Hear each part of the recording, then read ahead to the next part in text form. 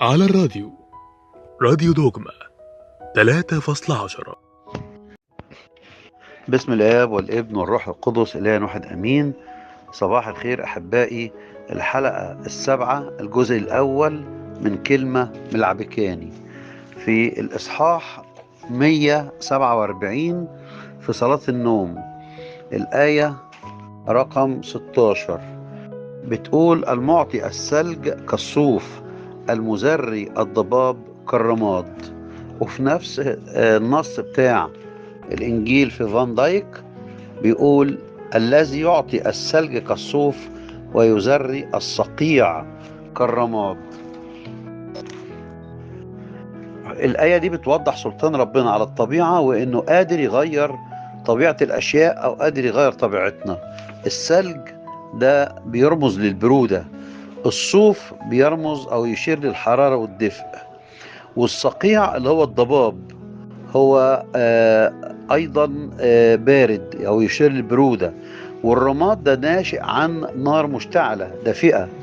فعايز يقول إن كان القلب زي التلج بارد في عدم إيمانه بالله وبعمله، أو إن كان القلب بارد بفعل الخطية، فالله قادر أن يحول القلب البارد زي الصوف الدافئ بعمل الروح القدس.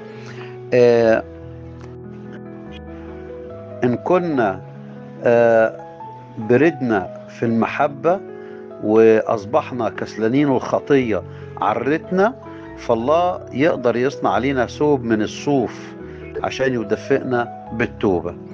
قديس جيروم بيقول على حكاية الصقيع والرماد، بيقول: أما أن يجعل الصقيع كالرماد، يعني ربنا لما يحول الصقيع إلى الرماد في حياتنا، فذلك لأن الرماد يرتبط بالتوبة والتواضع.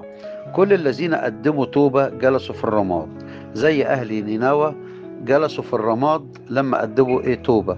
وكمان أسنات زوجة يوسف الصديق ابنة فوطي فارع كاهن أون جلست في المسوح والرماد حوالي أسبوع تبكي وتقدم توبة عشان تعرف مين هو الإله الحقيقي، لحد ما ربنا كشف لها ذاته وعرفها أنه هو الإله الحقيقي.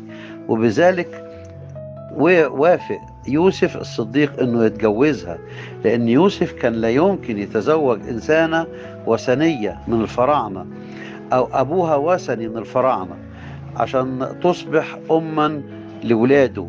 وهي خلفت من يوسف ولدين اللي هم منسى وإفرايم، وهم بعد كده أصبحوا من أسباط بني إسرائيل. راجع ده في تكوين 41. الذي يعطي الثلج كالصوف ويزري الصقيع كالرماد. عرفنا وفهمنا كلمة علاقة الثلج بالصوف، وإن ربنا بيزري الصقيع كالرماد. إن ربنا بيبدد الصقيع اللي في حياتنا ويبدد برودة حياتنا ويحولها زي الرماد بالتوبة. كلمة وكانت ملعبكاني، لكن لما نطقتها صح وفهمتها بقت مش ملعبكاني.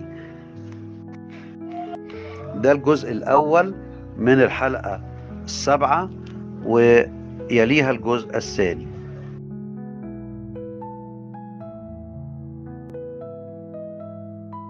على الراديو، راديو دوجما 3.10.